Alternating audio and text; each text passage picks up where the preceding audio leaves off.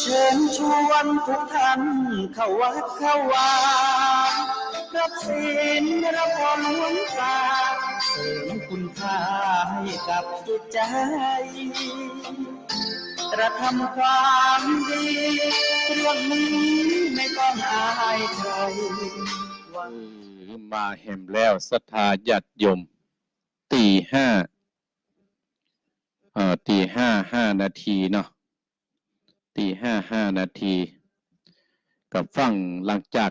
จบตอนนั้นก็ฟังไปศรัทธาญาติโยมฟังไปเคาะระฆังเป็นธรรมเนียมของวัดหนองเหียงศรัทธาญาติโยมตีห้าต้องเคาะระฆังสามเณรก็ไปพร้อมกันเวลาตี5 15 นาทีญาติโยมทั้งหลายเวลานี้ตี5 นาทีแล้วมาแล้วอาตมาภาพก็จะได้ไหว้พระแห่งกรรมหนึ่งและก็สวดปารมี9 จันทร์คือกับศรัทธาญาติโยมที่เพิ่นได้ฟังในคืนนี้ต่อไปนะศรัทธาญาติโยมนะแต่เจ้าไหว้กุลหลวงสวดพุทธคุณธรรมคุณเพื่อการเพื่อจิตใจเฮาเนี่ยมันจุ่มมันเย็นยามหนาวก็ใจร้อนนะศรัทธาญาติโยมมีแต่เรื่องกะลาวเนาะเพราะฉะนั้นเฮาก็ต้องยึดมั่นในหลักธรรมคำสั่งสอน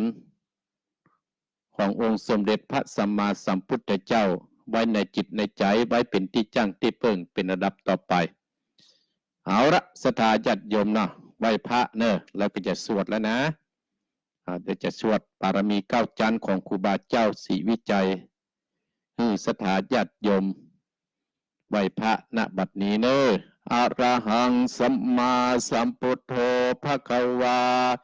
พุทธังภควันตังอภิวาเทมิกราบสวะคาโตภควตาธัมโมธัมมังนามัสสามิกราบสุปฏิปันโนภควโตสาวกสังโฆสังฆังนามามิกราบเอาเนอไหว้ปารมีเนอสาธุพระปัญญาปะละมีสามทิฏฐาสาธุพระปัญญาปะละมีวัดแวดล้อมวิทยาปะละมีอมร้อมละวังดีศีระปะละมีบังออกดาบเมตตาปะละมีปัปเปตังตุนตานะปะละมีเป็นปุนตังต่ออุเบกขาปาลามีฮือก่อเป็นเวียงสัจจะปาดามีเวทละวางดีเป็นไม่เต้าขันตีปาดลามีไก่เป็นหอกดาบบังนาไม้และตุนไฟอาทิตตานาปาลามีปาไปจุแห่งแรงปับหมู่มันปีสั่งไปเปรตทุกตะเมเตนังทอละนีอัศจรรย์เสือเหมือนปันอยู่กวางน้ำนาทีกว้างต่อกวางแตกติน้องนานองเป็นเกาตอกดอกไม้มาปูจาพระเก่นไตสัตันพระพุทธดังเลยจุงมาไปโปรดจุงมาอนุญาตโปรดปูกาเตดิรีแม่ทอละนี้ออกมารีดม้อยผมอยู่ติตาจังไรขัดกงาสับพ่นดินพ่นนำนาทีลงพระไปก็ฮับจับเต้าไปยามานเอาอาปุ่นกลัวไปยกมือตุนหัวใส่กาว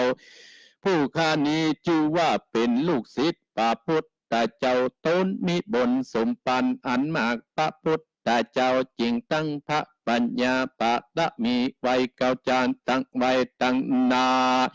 ก็ได้เก้าจานตั้งไว้ตั้งหลังก็ได้เก้าจานตั้งแต่หัวถึงตีนก็ได้เก้าจานตั้งแต่ตีนถึงหัวก็ได้เก้าจานเส้นบารุกบนจากมาเสมอเหมือนฝนเส้นอาก็จักบอกมาก็ได้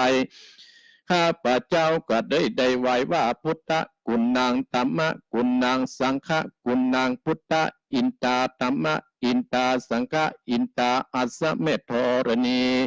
ผู้อยู่เหนือน้ำอยู่กลางแผ่นดินกันกาลเนกกึดเติงอย่างคุณพระพิตาคุณพระบรรดาคุณคุบาอาจารย์คุณป่าแก้วเจ้าต่างสามประการ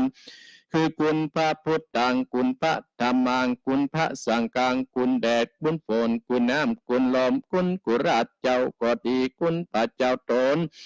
ภาวนาก็ดีคุณนางอุตราก็ดีคุณพระปัจเจเจ้าก็ดีคุณแม่ทอดรัตนีเจ้าก็ดีจุงมารักษากำนาจและกำลังยังตนตัวเองข้าพเจ้าในวันนี้คืนนี้จิมแต่เตอพุทโธพุทธังรักษาธัมโมธัมมังรักษาสังโฆสังฆังรักษาพุทโธพุทธังอะระหังธัมโมธัมมังอะระหังสังโฆสังฆังอะระหังพุทโธพุทธังกันหาธัมโมธัมมังกันหาสังโฆสังฆังกันหาพุทโธโภคธัมมังปิดสังฆังมิตรอายุวันโนสุขังปะลังเอาละศรัทธาญาติโยมบรรดาพ่ออุ้ยแม่อุ้ยพ่อออกแม่ออกท่านผู้ฟังทั้งหลายอนุโมทนากับศรัทธาญาติโยมที่เข้ามาพอก็ไม่มีน้องกอย่าลับปูนสลินทิพย์กรุงเทพโยมจันทากองมูลที่เข้ามาดูเนาะทองพุนวันนรงค์ลับปูนและก็ท่านพระครูใบติกาประเสริฐปัสสโนวัดพระธาตุเจ้าโดยสุเทพขอขอบพระคุณโอ้อนุโมทนาพ่ออาจารย์คำปวนเข้าร่วมพ่ออาจารย์คำปวนอนุโมทนาสาธุอนุโมทนาสาธุอันนี้โอ้น้องนิกพ่อเลี้ยงกัดประตูเชียงใหม่อนุโมทนากับบุญชูสระอูยาวกัญญาทิวงคำอนุโมทนาสาธุมนัสชัยปินตาอนุโมทนาสาธุเจรายหางดงอนุโมทนาเนอกำลังไปกัดกะโอ้อนุโมทนาขอบคุณหลวงพ่อวัดวังสีคำเจ้าตำรับตำราติดทำเมืองขอบพระคุณครับผม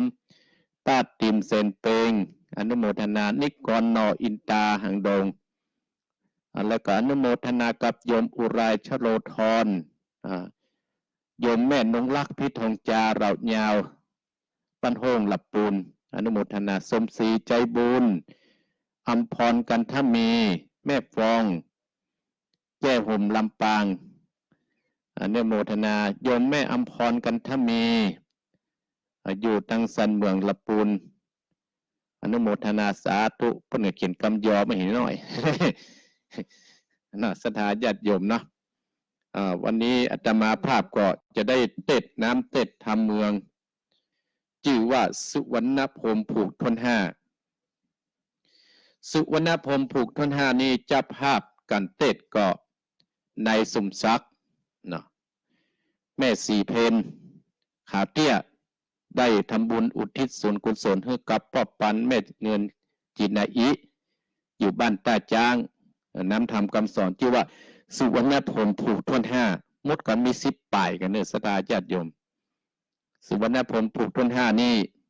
ข่าวที่แล้วอาตมาภาพได้เทศปลูกต้น4จบไปศรัทธาญาติโยมเน้อพี่น้องศรัทธาญาติโยมและขอบคุณเจ้าของสถานีช่วงตี5นี่อันหมายมี 90.00 เวียงป่าเป้าเรดิโอ106.25 มนเสียงธรรมอำเภอแม่แจ่มและก็ของคณะสงฆ์อำเภอฝางวัดบัตรอุดม 100.25 91.50 นานน้อยจังหวัดน่าน 103.75 อำเภอลี 103.50 วัดจันทร์ 91 แหมที่ตั้งอยู่ที่เวียงหนองล่องและ 98.75 ห้วยตองซัก 92.504 คำเรดิโอเวียงสาจังหวัดน่าน 97.50 เหนือเขื่อนฮอดสถาญาติโยมอนุโมทนาอาจจะตกหล่นไปพ่องก็อันนี้เป็นอันเก่าที่อาตมาภาพได้จดมาเนาะท่านพระครูพิวัฒนวิกรมเพื่อนเอามาฮื้อก็ขอบคุณทุกสถานีที่เกาะเกี่ยวกันไปก็น้ำบ่อหลวงก็ของไอ้ รุจิสมบัติเนาะลงหัวก็อนุโมทนาสาธุด้วยเนอะและของพ่อโดมเฮาแหมโอ้นักศรัทธาญาติโยมดังไปทั่วบ้าน10บ้านละนาและขอขอบคุณศรัทธาญาติโยมท่านผู้ฟังทั้งหลายที่ได้เปิดเครื่องวิทยุรับฟังรายการมรดกธรรมกำเมืองของอาตมาภาพพระครูวรธรรมนาถเจ้าอาวาสวัดหนองหินตำบลสันติสุขญาติโยมอาตมาภาพก็จะมีงานบุญงานกุศลเนื่องจากวัดบ้านถ้ำห้วยน้ำขาวเป็นได้สร้างศาลาการประเรียนได้ต่อเติมอาตมาภาพในนามฐานะลูกศิษย์ลูกหาที่วัดบ้านห้วยน้ำขาวมันมีพี่น้องศรัทธาบ้านห้วยน้ำขาวอาตมาภาพก็คงจะมามีวันนี้อาตมาภาพจะได้ทำการทอดพระป่าเพื่อสมทบทุนเพื่อทำบุญให้กับท่านพระครูกิติวัฒนสุนทรหรือว่าตู้ดวงดีเจ้าอดีตเจ้าวัดวัดบ้านถ้ำห้วยน้ำขาววันที่23เวลาสักบ่าย3 โมงก็พี่น้องศรัทธาญาติโยมที่ฟังอาตมาภาพต่างตาดลี่ก็ดีเนาะที่ใกล้ๆนะเนาะที่บ้านห้องก็ดีพี่น้องศรัทธาตั้งเหล่ายาวก็ดีหลายที่หลายต่างตลอดถึงใกล้เคียงที่รู้จักอาตมาภาพอาตมาภาพจะทอดพระป่าเพื่อสมทบทุนบ้านเกิดของอาตมาภาพที่เป็นได้สร้างศาลาการประเรียนและเป็นการทำบุญอุทิศให้กับบุรพาอาจารย์ซึ่งท่านพระครูกิติวัฒนสุนทรเจ้าวาดวัดบ้านถ้ำห้วยน้ำขาวตำบลยังคำอำเภอดอยหลอดจังหวัดเชียงใหม่ซึ่งเป็นได้เอาท่านอาตมาผ่านได้เปกศรัทธาญาติโยมถ้ามามีเปิ้นเนี่ยอาตมาได้มาเทศธรรมศรัทธาฟังแล้วนะเจิญศรัทธาเนี่ยวันที่23 กุมภาพันธ์เวลาบ่าย 3เขาจะด้วยโทษทำบุญให้ครูบาอาจารย์อาตมาภาพโดยกรรมโบราณเปิ้นลงบอกว่ากตัญญูกตเวทีเนี่ยศรัทธาญาติโยมมันเป็นบุญกุลอันใหญ่หลวงจะนักจะน้อยอย่างที่อาตมาภาพอู้ว่าอัตถจริยาเนี่ยที่เขาจะต้องประพฤติตนให้มันเสมอต้นเสมอปลายเขาก็ต้องปฏิบัติเพราะว่าลูกศิษย์ลูกหาทุกรูปทุกตนเป็นทำบุญกับไปหมดครั้งอาตมาศรัทธาญาติโยมก็มามีปัจจัยนักปัจจัยรายก็จะขอเมตตายังศรัทธาญาติโยมที่ฟังทางบ้านห้วยน้ำขาวก็ดีเนี่ยเอาเกียมไว้เนี่ยคน10 บาทก็เป็นเงินแล้วนะ10 บาท10 คนก็เป็น100100แล้วก็เป็นเงินปันก็จะเป็นเงินหมื่นเงินหมื่นก็จะเป็นเงินแสนนะช่วยกันให้ช่วยกันหอมวันที่23จะไปรวมตัวกันที่กัดสุขข้างบ้านป้ออาตมาภาพอาจจะไปรวมกันหั่นแล้วก็เขาจะแห่กันไปเพราะฉะนั้นโอกาสนี้อาตมาภาพก็ได้เชิญชวนศรัทธาญาติโยมที่ฟังอาตมาภาพที่รู้จักอาตมาภาพหลายปีแล้วอาตมาภาพเคยตานเรื่องเมื่อหัดนั่นนะแต่เนี้ยอาตมาภาพก็จะตานเพื่อศาลาการประเรียนเปิ้นได้ทำเฮาก่อนในฐานะลูกก้นหม้อเฮาก็ต้องไปช่วยนักศรัทธาเนาะจะได้นักได้น้อยนั้นก็ฟังเพิ่งบุญกับศรัทธาญาติโยมของอาตมาภาพทุกคนที่ฟังเนอะแล้วก็จะได้เอาซองไปแจกให้กับพี่น้องตั้งเหล่ายาวก็ดีวังมุ่นก็ดีแม่เพชรแม่สมแม่สีเขาก็ดีแม่พองสีเขาก็ดีหลายผู้หลายคนที่จังเป็นสะพานบุญให้อาตมาภาพเขาจะปากันไปทำนะเนาะและเจิญพี่น้องศรัทธาวัดหนองหินเห็นนักหนาปาปั้นอย่างน้อยเขาก็อาตมาภาพเคยอยู่ห้านศรัทธาญาติโยมแล้วก็ได้มาอยู่ที่นี่สร้างวัดสร้างวาที่นี่ก็เจิญพี่น้องศรัทธาวันที่23เนอะ23เนี่ย23 กุมภาพันธ์พวกกันนะมาโฮมบอกว่าศรัทธาญาติโยมขอไปให้เป็นกำลังอกกำลังใจอาตมาภาพกำลังอกกำลังใจนี่นะศรัทธาญาติโยมมันเป็นยาปากหนึ่งเนี่ยญาติโยมบรรดาพ่ออุ้ยแม่อุ้ยลังฟอคนที่แบบสบายแต่หันหน้าหมู่เดียวกันพระโทษมันหายเลยเหรอกินข้าวกบไปนะเอาละศรัทธาญาติโยมบอกอู้ยาวแล้วเวลาไปละหัน20 นาทีละอาตมาภาพมันขี้อู้นะที่ขี้อู้กับเพราะว่าศรัทธาญาติโยมมีความสุขศรัทธาญาติโยมเนาะเอาละแม่เพนป้อซักเนอแม่เพนป้อซักขาเตี้ยเนอตาจางทำบุญอุทิศส่งกุศลให้กับปอบปานเมธเงินจินาอิทำชื่อว่าสุวรรณพรหมผูก5 ถึงที่แล้วเนี่ยศรัทธาญาติโยมผู้พามจะประทำร้ายเจ้ากลุ่มอันเจ้าคิตโยธาแต่จะทำร้ายจะได้บ่ได้นั้นอาตมาภาพก็บ่ฮู้เพราะฉะนั้นก็โอกาสนี้ฟังบริรุกตามกับเมืองเสียก่อนแล้วก็ฟังกันสรุปเนื้อเรื่องแล้วก็เปิดสายให้ศรัทธาญาติโยมเนาะเอ้าไหวเนอไหวถึงแล้วเอ้าตั้งอกตั้งใจณบัดนี้นะโมตัสสะภะคะวะโตอะระหะโตสัมมาสัมพุทธัสสะลำดับตามสุวรรณพรหมมาถึงผูกทวดนาตั้งแต่นี้เป็นต้นไปก็พ่อออกแม่ออกสัตตาตั้นตั้งหลายตั้งโสสาประสาทหูดับฟัง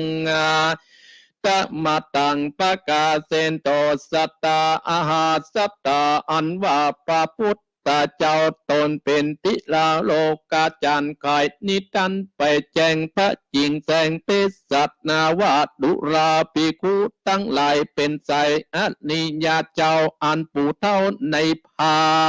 นนา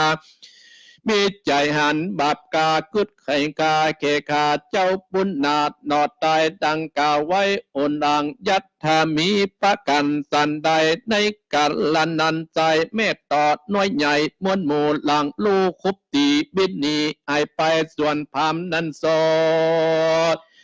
โอเจ็บปวดนานำก็กะราขึ้นโสดยังติโยเองตนกังอ้นบ่เอือเจ็บไม่เดือดบ่หูจักให้ลำดับไปนานับได้10 ปีเจ้าบุญมีคิดะโยได้กะลาสอดป่าไปอายังเกตาเองปามผู้เทาหันปู่ปามเล่าโอยอาโคโอยข้างนอนอยู่กลางควงจานเจ้ากุมันนั้นเล่าก็ตามป้อปามว่ามีโอกาสตามไปเป็นสันใดนันจะเจ็บปวดสั่งจาก็มาจะลำลองตุกอยู่หันสันใดจงอุมาเตอพามดงปัดเจ้าบอกเล่าขีดยาเมื่อก่อนนาตรงตันได้เล่งอันละอ่อนเดินอันยาวไวขี่จังเผือกแก้วเล่นแล้วไปแอวดงลีตัดมีกระไดงาจางใหญ่ตรงขวางเจ็ดหนึ่งกาเม็ดเก่าก็มีเมตต่อใหญ่เดือดเอากอดมาเจ็บเบาเดานักหนาตาจักแผลเมื่อยมางในปากกวางดงนา10 ปีมาค่อยจอดบ่หูจักหายลายกุบานปอขี่ขันจักยาหนอน้อยนาน้อยอ่อนจึงอยู่บ้านแดนใดอยู่ใกล้ๆต่างเตศอยู่เขตพระราชย่อมมีญาติได้พ่องจากคือกะหายไปโพดได้เกิดแดดเตอต่างสุตาในกัดนัดเจ้าโทไทยกิตะโยตาฟังกิจเนี้ยบอกเล่าพัมดงเตา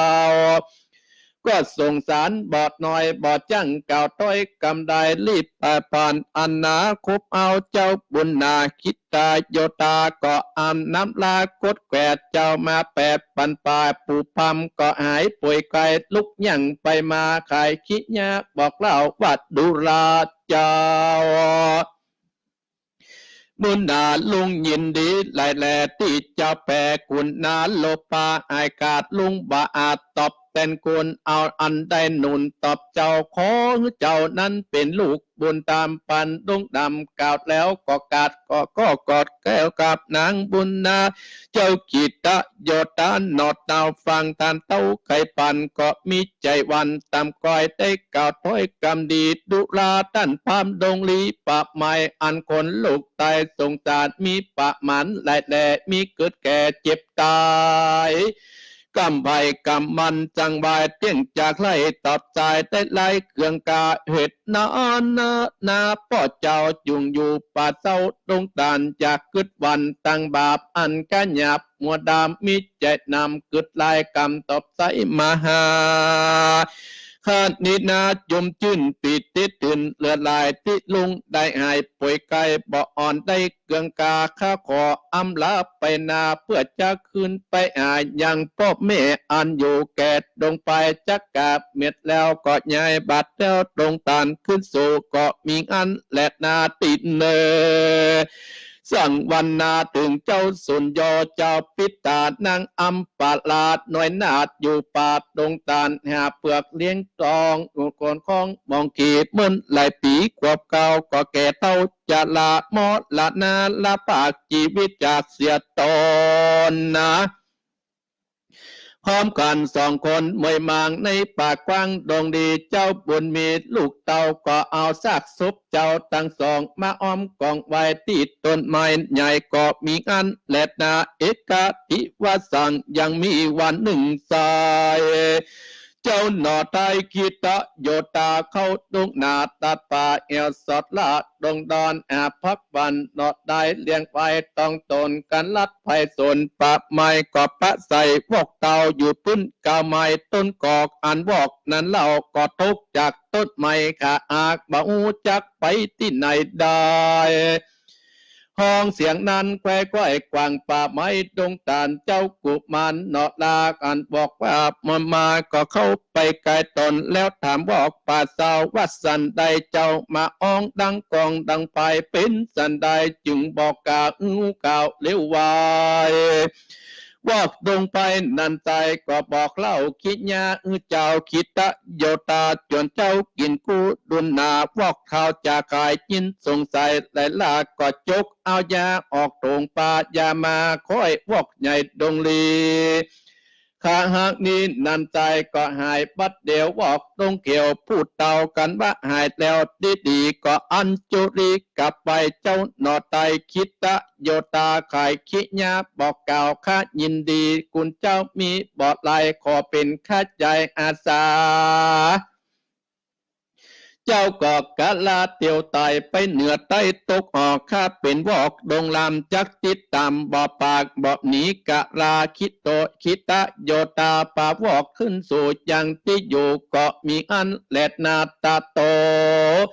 ปัตตายากตั้งแต่แรกไปนาดุนจัดไหลบอนวอกดงตันนันใจเขาปรับไม่แสวงหาตามภาษาสัตว์ป่าเล่นแอวราดดงไปถึงเต้นไก่วังน้ำอันใจลำมาปุ่นแยงดอกไม้เต้งปันก็มีทุกกาสาขาวอกได้หันแล้วใจปองแผ้วใจบานจิงก้อยกันลงอาบนันตาลาบกะยาจิงขึ้นยังอยู่ริมแก้โนดนอกน้ำก็มีอันแหลดนาดในนั้นก็มีหมูกินนาดีจิตคนงามอาจพิวาสโสภาปะกันเอวเลนนะเวทวิ่งเต้นดงกลางตอดปีกห่างไว้ก็เล่นในน้ำจำละกัญญาวอกดงนาอันปีกมันวางแล้วก็รีบเข้าเร็วไวเอาไปเผาไฟจนเสียงหมดเกี้ยงบอดเลือดหลอดซ้ำปะปอวอกเตาก็รีบไต่เตาพื้นที่อยู่ของมันเตือนนั้นและนากินนาลีมวนหมูอาบน้ำอยู่ยินดีมอดหลับมวนเมียดก้อยกอบปะกันไต่สู่ไปบนปีกอ่างตนวางไว้ที่ต้นไม้ยินสงสัยหลายลากว่าสั่งจัดนิอายเขาตั้งลายสอหาค่อยไปมาตามป่าไม้ก็ปาดสืบพันโดยจันแล้วกันติดนานตามเถื่อโศกเศร้าล่ำลองอาเวตนาบ่อาบกะราขึ้นสู่ยังที่อยู่เองตนต่างเววนวุ่นวาเตียวไปนาไปผ่านปากกันนะปากันอิวออดไปถึงพื้นไม้ก็อ่านสายเต้ามาใส่ปลาเต้านันเตงตามพริกแดงกล้วยไม้หนอดน้อยกิตาโยตาตั้งปากันกินด้วยใจยินดีจิ้นโจกะอูดด้วยการเสียงเนื้อนันซาเศร้าก็มีอันแหลดนาตาตาในกัดดันนันใจเจ้าหนอตายขีตาโยธาได้ออกมาเก็บแต่งเต้ากิบแพรเก็บพริกแต่งหนอกไม้อันใส่กินนานี้ลักษณะดีใจจ้าดังนางฟ้าไปโดนสูบเมืองคนโลกตายก็ทำวัดดุรายิงลำมวนหมู่สูบมาสู่สตาตินี้ใจอ่านแต่เล่าปันสู่เจ้าอยู่ที่ไหนบอกมาเว่ย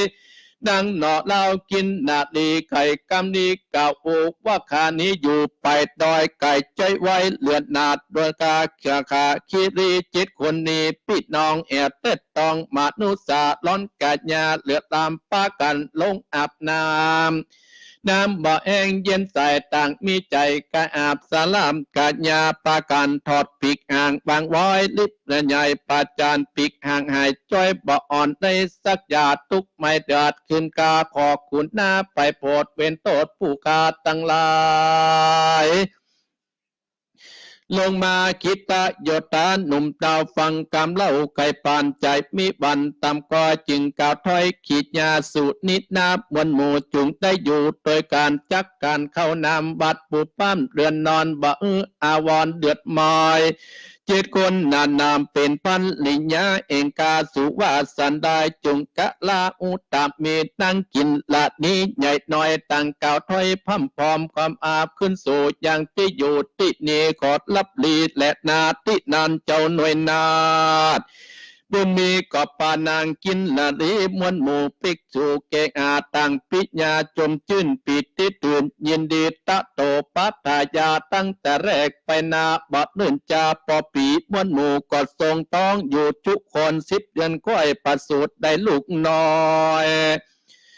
น่าชื่นจอยเป็นใจลูกพิงไปเสมอการปอป้อมไม่อันดักมากต่างป่าจากเจ๊จอมก็นอดนาวส่วนแม่เจ้า7 คนวิบากตนแต่ก่อนมาไล่ต้นโดยตันเปียที่ปันจองอ้อยก็กาดก้อยไต่ไปยังอะไรสุขสา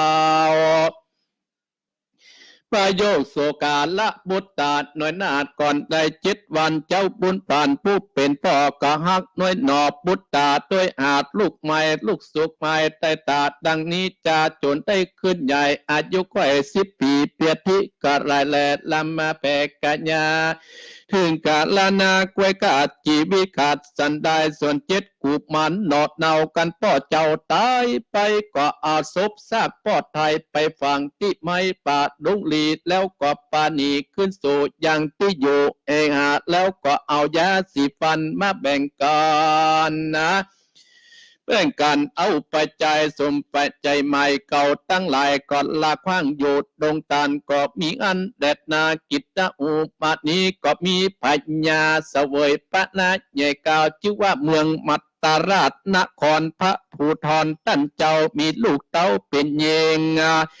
สมปะปิงสางาอายุ15 กว่าปีชื่อว่าสุมารีหนอดหน่อยนางยอดซอยก็มียันดีใจเอ็ดเจ้ายศปาดน้อมไว้คืนบานอายุภายพันแก่เต่าเป็นเจ้าจารวดตายไปยันดงใสนันทรายคนน้อยใหญ่ยิ่งใจหลับฟังได้ปังเปล่าบ่หูเล่าอักษาบ่หูวันตากับไม่บอกเขาไกตั้งตามกัดตามบาปถึงวันกะหยาบสมานบ่เนื่นจาดแต่เล่าคนหนุ่มเทายิงใจไม่หยับจาต่างความนาค่าเสียกันเลยฟันบุบตีแต่ละนีไม่บางละเมืองอองดาคนยิงใจมวลหมู่หนีไปอยู่แดนกายอยู่ป่าไม้ตรงไปส่วนนางปุนเม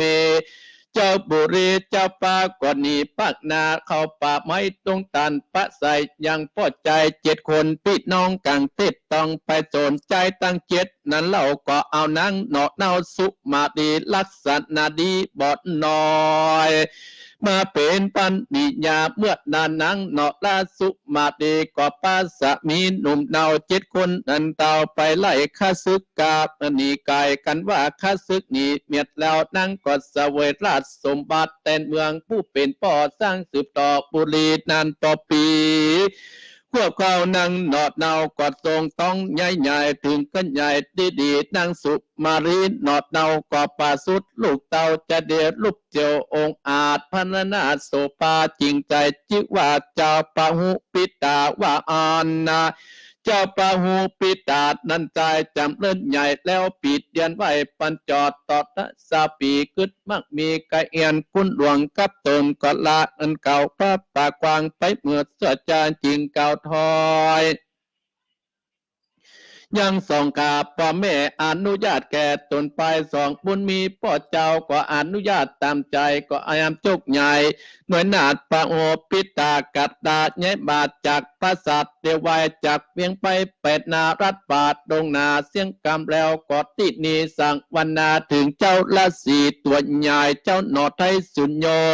ได้ปะโลดลิงดูเสพมีตุนอยู่จำมันได้ดงตันปะไม้ตั้งกาไว้อุ่นหลังทรงต้องประมาณ10 เดือนประรอดเกิดลูกไทยบุตรดงนาเอาไปจิ้มใกล้อาสมเจ้าฤาษีแล้วก็บายนาสู่ป่าเจ้าฤาษีอันเอากอดเอาเด็กน้อยนั้นมาเกิงกาสนาเต็มเตียสวดสดีจิว่าเจ้านอลาสิงกะอานากุมารจำเริญขึ้นใหญ่อายุได้7 ปีเจ้าเมื่อฤาษีปุ้นกวางก็แปลงสังตาโนปุนที่ดูนาใจเล่งพอกวนอาม3 เดือนละจัดเป็นจอดตาโนมูสัตตูหยับจากอบอมาตาตาปะจนเตียวโดนไปกันบาอาจต่อตามจิตดวงปันกำเจ้าปัญนาแก่เจ้าบุญนาหนอดตายเจ้าก็ได้อาธิตานกะดาจุมใจไฟปามปาตนากันกิญาเอาตัดนูแก้วยื่นปานเจ้าสิงหะกุมารก็มีอันเอกติวสังยังมีวันหนึ่งสายเจ้าหนอไตกุมารกำปะมันจดตาดมาสอดตาสำรันจมดอกเป็นนาลาจิงงามบอกเล่าแก่พ่อเจ้าสินใจว่าลูกขออำลาไปแอวต้องบุรีจมดอกนาดาดีดอกเจบานขอพิตาพ่อเจ้าอนุญาตเต้าปดีเดดเตอว่าอ่านเจ้าหนอแก้วละเลสีพิจารณีแจ้งทีอ่านแม่นกองธรรมโอกาสอนุญาตตามใจแล้วใครตันต่อแม่นก็พุทนาจักกราเอียวปะไม้เคาะภัยอุบาทมาปปาดอินทรีสวดสดีคำเจ้าอย่าสุขเศร้ากันได้จีดดงไพแก่แล้วเจ้าหนอแก้วสิงหะกุมารยกมือสั่นกำบาดไว้เจ้าฤาษีกล้วยถอยหนีลาปากจากสาราก็มีอันแลดนาสังวันนันที่ต่างสังบรรณาจากห้องเอสุวรรณพรมปุกอาปางเมื่อเจ้าหนอลาสิงหะกุมารเอวดงดันปะมาลาพ่อเจ้าสิทธิจะเป็นหายดีจะได้ก็ขอพี่น้องสตาจุงฟังก่อผูกตวนหกก่อผูกตวนอากอบนิติตังกอบบางคมสมเด็จสเด็จเอาละศรัทธาญาติโยมทั้งหลาย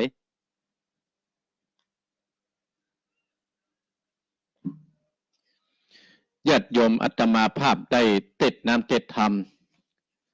เจ้าสุวรรณพรหมผูกทนห้าโอ้พอจะได้กึ่งต่างแล้วนะศรัทธาญาติโยมติวมาจะได้กึ่งต่างละโดยมีท่านเจ้าภาพก็คือนายสมศักดิ์แม่สีเพนขาวเตี้ยบรรตาจางได้อุทิศบุญกุศลทำบุญนี้ให้กับพ่อน้อยปันแม่เงินจินาอิพร้อมให้กับตานให้กับเต้ากรรมในเวรอนุโมทนากับพ่อสุขแม่จันได้ร่วมน้ำก้านน้ำกาไฟอยู่บ้านสัตหินเนื้อตะวาส่วนอันนี้เราอ่านตะกี้ละเอาวันนี้ก่อนนะก็ภาพเครื่องทรงได้5 ซองญาติโยมก็อาตมาภาพได้เทศจบไปแล้วก็จะได้สรุปเนื้อเรื่องให้ศรัทธาญาติโยมได้สดับรับฟังกันเมื่อผูกท้วน4นั่นศรัทธาญาติโยมก็มีผู้พามป่าเนี่ยศรัทธาหันเจ้าคิตะโยธาขี่จ้างมาเพื่อจะลู่เอาจ้างและเอาตัดงาเอาจ้างศรัทธาจะเข้าไปทำร้ายเจ้าคิตะโยธาอันหมู่ต่อหมู่แตนเจ้าคิตะโยธาที่เลี้ยงเป็นสมุนอาหารอันลูกพี่มันจะโดนทำลายก็เลยมาต่อแตนทั้งหลายก็มาจี้หมู่พันป่านั่นหนีเข้าบ้านเข้าเมืองหนีไปอยู่ภาคปุ่นเจ็บป่วยไข้ได้ประมาณ10 ปีศรัทธาญาติโยมพอครบ10 ปีเจ้าคิตะโยธานะศรัทธาญาติโยมก็ได้เที่ยวไปท่องเที่ยวป่าไปเรื่อยได้10 ปีก็มาปะเจ้าพ่อพามที่คิดจะทำร้ายข่าวที่ก่อนนั้นน่ะได้10 ปีละหันพามป่านั่นน่ะคางโอยอยู่บนกังจานหั่นที่บ้านเจ้าคิตะโยธาก็เกิด อินดูสงสารเพราะว่าเจ้าคิตโยธาเนี่ยศรัทธาญาติโยมเพิ่นมีพรหมวิหารตั้งสี่มีเมตตากรุณามุทิตาอุเบกขาอยู่ในจิตในใจพ่อแม่เพิ่นได้สอนไว้ดีเจ้าคิตโยธาก็ได้ประถามพ่อพราหมณ์ว่าเป็นจังไดพ่อพราหมณ์ก็เล่าตั้งแต่ต้นมาเมินและศรัทธาว่าเมื่อ10 ปีที่แล้วนี่นะก็มีต่อมีแตนเนี่ยทีแรกว่าจะไปเอางาจ้างกับละอ่อนคนนั้นจะต่อแตนตั้งหลายก็มาจี้เฮาน่ะยามา10 ปีแล้วมาหายไปหงยาได้ก็มาหายไปเอาอย่างมากับหายเจ้ากิตโยธาก็เลยอินดูพ่อพราหมณ์เกิดความสงสารก็เลยเอาน้ำลายตาที่แผลที่มันเจ็บหันศรัทธาญาติโยมผลปรากฏว่าพ่อพราหมณ์เนี่ยได้หายจากโรคภัยไข้เจ็บ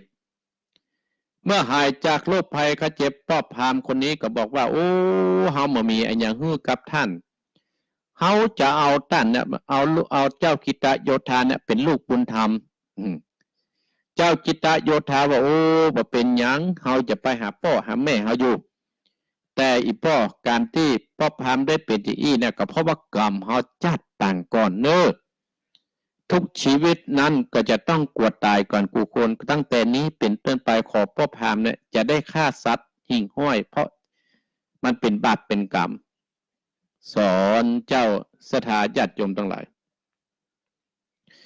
ญาติโยมทั้งหลายเมื่อพ่อพราหมณ์ได้รับความขอร้องจากเจ้าคิตโยธาเจ้าคิตโยธาก็เตวจากหั่นไปศรัทธาเตวไปหาพ่อของเปิ้นคือเจ้าสุญโยกับนางอัมพาราเจ้าสุญโยกับนางอัมพาราเนี่ยก็รอลูกก็มาก็บ่มาง่ายๆก็เซาะลูกไม้หัวมันกินไปเลยตามยถากรรมศรัทธาญาติโยมตามยถาเจ้ากิตโยธาเตวมาหาพ่อไปเสาะหาพ่อไปหันศพพ่อเจ้าสุญโยกับนางอัมพาราตายไปเสร็จแล้วให้อย่าเมิน10 ปีนะศรัทธาญาติโยมเนาะก็ตายอยู่กลางป่านั่นญาติโยมทั้งหลายเจ้าคิตโยธาก็เลยเอาพ่อเอาแม่นางอัมพารานั้นเอาไปฝังที่ต้นไม้ใหญ่ศรัทธาญาติโยมเรียบร้อยแล้วก็เดินทางไปแหมเดินทางไปปะใจอีวอกแข้งขาหักค้างค้างอยู่กลางป่าไม้ดังบะดังเจ้าคิตโยธาก็ไปถามเจ้าอีวอกก็เล่าตั้งแต่ต้นจนจบก็โดยเอายาทาแข้งอีวอกนั้นที่หักนั้นหายเป็นปกติอีวอกนั้นก็เต้นอยู่เขาหายหรออีวอกก็ตั้งแต่นี้เป็นต้นไปนี่นะเฮาจะขอเป็นทาสรับใจท่านไปดังใดเฮาก็จะไปดังนั้นจะเป็นข้าใจรับท่านตลอดไปอีวอกนั่นก็เป็นเจ้ารับใช้กับเจ้าคิตโยธาก็เตวไปในพระเพื่อจะไปในเมืองคนเนี่ยศรัทธาญาติโยมอีวอกนั่นก็ไปไปตามภาษาของเปิ้น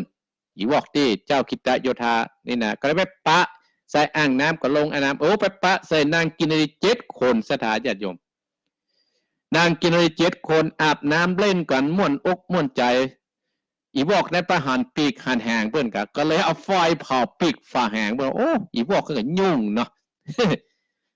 นางกินรี7 คนน่ะศรัทธาญาติโยมอาบน้ำอาบหนองเรียบร้อยแล้วจะปีกมาใส่ปีกใส่แหงเพื่อจะปีกบ้านเก่าของเปิ้น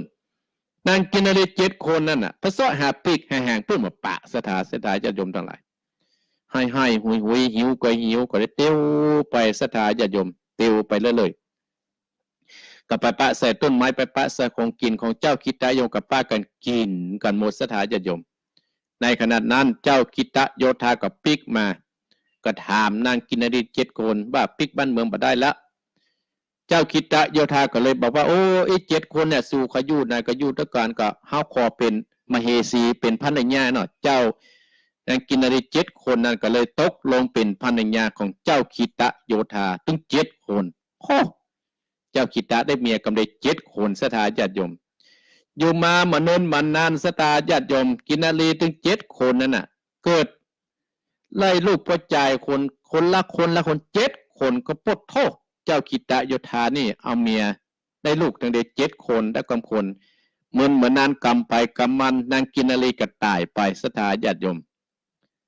เจ้าคิตโยธาอยู่กับลูกกับเต้าเลี้ยงดูลูกเต้าอย่างดีบ่ฮื้อได้กดบ่ฮื้อได้อยากเพราะว่า ลูกมี7 คนอยู่ไปตามกรรมตามเวรเจ้าคิตะโยธาก็ตายไปโอ้ตายไปตัวพ่อตัวแม่ตายหมดแล้วนะคิตะโยธาตายเลยสตากุมารถึง7 คนก็เอาพ่อเอาไปฝังไว้สถาญาติโยมเอาไปฝังไว้7 คนเนี่ยกุมารคนก็เตะเอายาสีฟันแบ่งกันกันแบ่งกันสถาญาติโยมอันนี้จะกล่าวถึงเมืองหนึ่งชื่อเมืองมันตราชเมืองมันตราชเมืองมันตราชเนี่ยสถาญาติโยมมีเกิดข้าศึกศัตรูนักพ่อพญาเมืองกัดตายไปหมดละนางสุมารีเนี่ยนางสุมารีเจ้าลูกเจ้าเมืองของมันตราชก็หนีเข้าป่าไปเจอกุมาร7 คนนี่กะนี่เข้าป่าไปเจอกุมาร7 คนนางอู้กันจาวันกษากุมาร7 คนนี่กับนางสุมารีเนี่ยเอาเป็นเมียปตก7 พี่น้องเอานางสุมารีคนเดียวมาเป็นเมียสถาญาติโยมทั้งหลายนางสุมารีก็ได้เอากุมารที่7 คนเนี่ยปิกไปบ้านเพื่อไปลบเอาเมืองนั้นเหมือนนางสุมารีก็ได้ขึ้นตนเป็นเจ้าเมืองกับ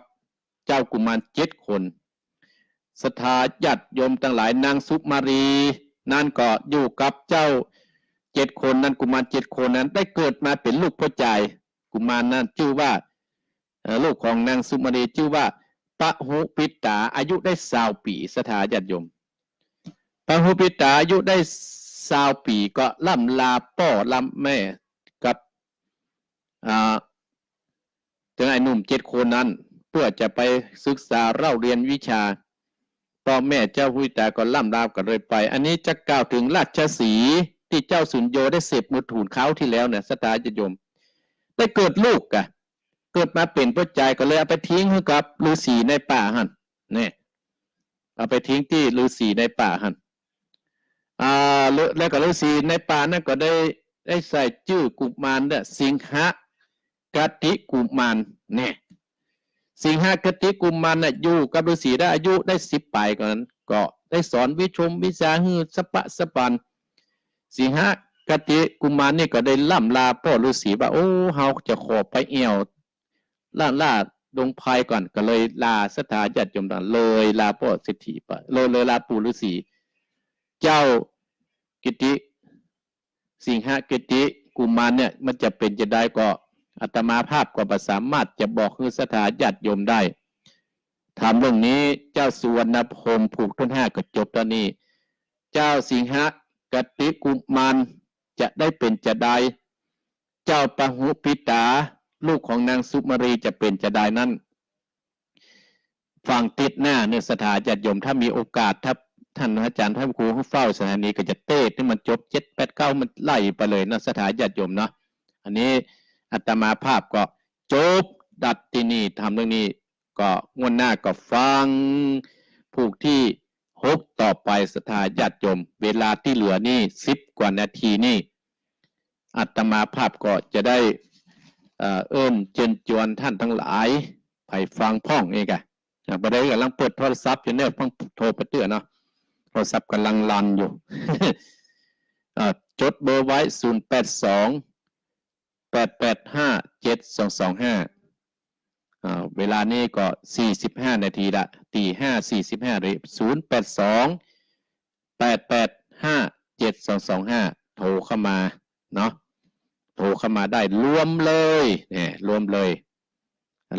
เนอะก็วันที่23ก็เชิญพี่น้องศรัทธาญาติโยมไปร่วมทำบุญกับอาตมาภาพที่บ้านห้วยน้ำขาวอาตมาภาพจะได้ไปทอดพระป่าเพื่อทดแทนบุรพอาจารย์เพื่อทำบุญอุทิศกุศลให้กับท่านพระครูกิติวัฒนสุนทรหรือวัดตุรงดีวัดถ้ำอดีตเจ้าวาดเนาะเพิ่นได้บวชอาตมาภาพมาแล้วสถานะเจริญปอนแม่ปานียังเคยมาฟังอยู่นะเจ้าโอ้แม่ปานีว่าจะได้แม่ฟังแล้วมันเข้าใจดีหมอมันมีอันดีสนใจดีแต่นะฟังแหมหัวหน้ากับฟังแหมเนี่ยแม่เนอะผูกที่6เนี่ยเจ้าตัวมาเนาะเขาเติมปัญญานะเจ้าขอบคุณแม่เนอะเจริญพรแม่ปานีตัวมาเจริญพรไวสาครับพระครูอันนี้ไอโควิดเนาะ ครับผม โควิดฟังอยู่เนาะว่าจะได้วันนี้ เข้าแล้วครับต้องมาท่านพระครูพี่วัดอะไรกันรอบตะกี้ไม่ได้ถวายท่านพระครู อ๋ ก็ อ ได้ ยินดีนายโควิดเนาะ ครับจำเป็นกำลังใจให้ท่านพระครูเสมอครับ คุณอนุโมทนาสาธุเนอ ครับไว้สาครั เจริญปอนแม่ปานีไอ้คุยเวลาเจริญปอนมาเลย ไปสาเจ้า อยู่ที่ไหน ไม่สุขเสร็จแล้วคือกำลังใจท่าน โอ้แม่สุกนึกว่าลืมกันแล้วแม่สุกท่ารอ เรื่องฟังท่านดีเจ้า อ๋อขอบคุณนะแม่สุกเนอ ไปสาเจ้า เจริญปอนเจริญปอน ไว้สาเจ้า อันนี้ไผ่แฮ แก้วมันดงหันหน้าเจ้า แม่สุกแก้ดวงหานาดกะ เจ้า แม่สุกแก้ดวงหานาดวันนั้นอาตมาประเทศทำไปป่ะสุกแก้ดวง ที่บ้านแม่วิลานะมันจะไปเจ้าวัน อ๋ นั้ อน เด็ดที่หุจักอะไรเนาะ เจ้า ไก่จากงานท่านป่ะ ไป บ้าน เมื่อมันอยู่บนพวกก็เลยมาได้ไปเจ้า อ๋อยินดีแม่สุกแก้วเนอ เจ้า บุญรักษา ไปเจ้า เจริญปอนแม่สุกแก้วดวงหานาดเจริญปอน อย่าไปสาเจ้า อยู่ที่ไหน นี่ ลี่แม่ทองอ่ะ เจ้า เก็บไว้ให้เลยนะ ตามสักค ฮะ ำเจ้านี่มาตามลูกมาขวัญ ลีพี่น้องลีนะอาตมาทำตามแม่ทองข้อเนี่ยไง เจ้า บุญรักษาบุญรักษาเนอเต็ดฟังธรรมเนาะ เจ้าฟังธรรม ได้ฟังผู้แน่ผูก อั คุ้ น งโห พุ่นหนาวว่าท่านพระครู เริ่มหายแล้วเนอเริ่มหาย โอ้ แล้ว เพศหนาว โอ้สวรรค์จะไปเอียดตังลี ใกล้ๆกันอะ สวรรค์จะไปเอียดตังลีนะ เจ้า ยินดีนะแม่เนอ เจ้าคือกำลังใจท่านพระครูเด้อ เจริญปอนเม็ดทองเจริญปอน ไหวซาเจ้า อันนี้แม่สีเจ้า ว่าอย่างได้ โอ้มูล โมนนะ ดิวน้องต้นเพิ่ง ดิวได้โพเจ็ดคน น่ากะ 7 คนกันเนาะ เจ้า ไม่ยิงผู้ชายคน7 คนได้เมียคนเดียวอ่ะ เจ้า ได้ลูกคนเดียวจะเป็นจะได้กับพวกทุก6คนเนี่ยไม่หนีกันแล้วนะ เจ้า เนาะ อีลิงนั้นมันตึงอันภาษามันตึงมาอย่างอันได้พระอาจารย์ได้ น่ากะมันแม้ตั้งแต่เดิมแล้วเหรอเนาะ เจ้า แล้วก็ตีว่าอันหมิ่นเลยอัน เพิ่ง ผึ่งเลยต่อครบแล้วก็ปุ่นน้ำลายใส่นั่นเมินนะกะอันหันมาคูที่ว่าอย่างเต้นต่อยเฮาเขาก็เอาขี้ลิ้นเขาใส่มันตึงหายจี๊ดเลย อ๋อมีแต่เนาะ เมนพนุนมาแต่ท้ายเลยนะ แม้แต่ท้ายเนาะโอ้ยินดีให้ความรู้อาตมาเนอะแม่เนอะ เจ้าแห่งกำลังใจเนอะ แม่สี เจ้า เจริญปอนมีสีชังเลงเจริญปอน กับไอ้เจ้าทั้งโค อันนี้พาย ไม่ใส่ทองตัวแทนพี่น้องกั โอ้พี่น้องแม่สายทอง ฟังแต่เจ้ามาเนาะ ใส่ต้องเจ้าละเจ้า ฟังแต่เจ้ามาแล้วเนาะ เรียนนี่กำลังใจเนอะ ขอบคุณนะแม่เนอะ เจ้ากำลังใจเจ้า เจริญปอนเจริญปอน แม่อุ้ยแม่ปานีเด้อ แม่ ระเบิงเด้อ แม่ปานีมาอีกแล้ว ไหว้อย่าเจ้า ขอบ โอ้ บ้าน งานอันที่ว่าอย่าทำบุญนั้นไม่ได้ก็ วันที่23จะบอกให้แม่พองสีปะเอา ที่จะ3 เดือนหน้ากะ 23เดือนท้ายปีเบอร์ท้ายเดือนบ่กะ อ๋อ ยินดีนะ แม่จะ เออ แม่ทักปัจจัยไปเด้อ ฟังแม่สีเนอะแม่พองกันนะ เจ้า เจริญปอ ไม่ น ทักแม่ขี่บ้านบางมูนไปเนาะ หน้ากาเนอะ เออ เจริญปอน ไหว้จ่าเจ้า เจริญปอนแม่ปราณีเจริญปอน ไว้สาท่านพระครูครับ โอ้พี่น้องนั่นมาแล้ว ปนานประเสริฐปนาแดงเนาะน้อยครับ น่ะพวกนั้นมาแล้วด้านน้อยนะน้อย ครับ ฟังชัดเจนดีกว่าปอ ครับฟังชัดเจนดีเสียงดังฟังชัดดี อื ครับ มบ่ลืมกันเนาะ ต้องบ่ลืมครับคิดฮอดตลอดครับ ยินดีนะเนอะ ครับฟังตลอดทุกวันเลยครับ บุญรักษาเนอะปอเนอะ ครับ เจริญปอนเจริญปอน เจ้า นิพาย นี่จันตามงคลวันนี้พระเจ้าจอมทองเจ้า แม่จันตา อยู่บ้านนี่ก็แม่ พระเจ้าจอมทอง ห้วยโจห้วยโจฟังแต่เจ้ามากันแม่จันตาไว้ถามมากันแม่ละหันฟังแต่เจ้ามานะแม่เนาะ เจ้า โอ้แม่จันหายไปไหนฮะ ไปอัน อันนี้มาฟังไปทำแม่ อ๋ออ๋ออนุโมทนาแม่จันตาเนอเจ้า เจริญพรเอ้าศรัทธาญาติโยมเวลาก็ร้อยก้นมาแค่5 นาทีหั่นก็ได้จะล่ำลาเหมาะศรัทธาญาติโยมเอ้าอาจจะโทรมาจะได้สัก3 สายนั่นเด้อเจริญพรวันเวลาเจริญโอ้โป่งน้องปอบุญธรรมครับผมฟังอยู่เนาะครับวันที่8นี่มาที่วัดสีจอมทองบ่ครับสีจอมทองมันตรงงานหลายที่ในป้อไปอันไม่เหี่ยวด้วยกะครับโอ้ยินดีเนอะป่าดีละพี่เขาไปก่อนบ่ได้ปล่อยนะมา3 งานก่อนวันนั้นน่ะไปเก็บงานแล้วแม่ก็ไปพี่ก็ไปกะไปถึงแม่ครับอ๋อบุญรักษาเนอะก่อยก็อดนี้เนอะครับเอายาไปเถอะเนอะครับผมยินดีนะปอเนอะครับเจริญพรเจริญพรเจริญพรเจ้าแค่ไหว้สาเจ้าอันนี้แม่แดงเนี่ยแม่ก่อนเนี่ยแม่นละกะเต๊กหัวมือบ่แป๊บนี่นึกว่าบัตรโทรนะหัวฝายฟังกูอาทิตย์แล้วเจ้าฟังกูอาทิตย์แต่ฟังตั้งกี่โมงมาสายสุดท้ายพอดีลูกตั้งแต่3 โมงครึ่งเด็กกี้โป้เย็นบันโตนนะยังได้หาแนบเสียเดือนนะเจ้าก็มีงานเมื่อใดกับวันที่อย่างเขาเจ้าจะไปตาลห้วยน้ำขาววันที่23บ้องสุพิษกันในวันที่23นะเจ้าบ้านเก่ามาแล้วบ้านเก่าบ้านเก่าบ้านเก่าแก่ยินดีเนอะเจ้ากับไหว้สาเจ้าเอ้าปิดเนาะเนี่ยสถานญาติโยมตื่นตี 3ประเดี๋ยวนี้ถึง6 โมงละใจจริงก็บ่อยากไปตีหน่อยนะสถานญาติโยมใจจริงเขานั่งอู้อย่างนี้นี่เอาวันค่ำดีกันหาเนาะ โอ้อาตมาภาพหานพี่น้องศรัทธาญาติโยมโทรมานี่บ่ค่อยไปแม่ปานีฝางโควิดโยมโควิดหลังรวยหลังถ้ำแม่สุกต้าร้อแม่สุกแก้วดงหานาคแม่ทองลี่และก็แม่สีช้างเลงหนองต้นเพิ่งแม่ใส่ทองห้วยการแม่ประณีต้นเพิ่งและก็น่านปนานประเสริฐแม่จันตาห้วยโจ้ป้อบุญธรรมปุ่งหนองแม่แดงหัวฝ่ายสายสุดท้ายพอดีก็อนุโมทนาศรัทธาญาติโยมเนาะก็ดีได้เปิดสายน้อยไปหน่อยแล้วศรัทธาญาติโยมทำมันแย้ว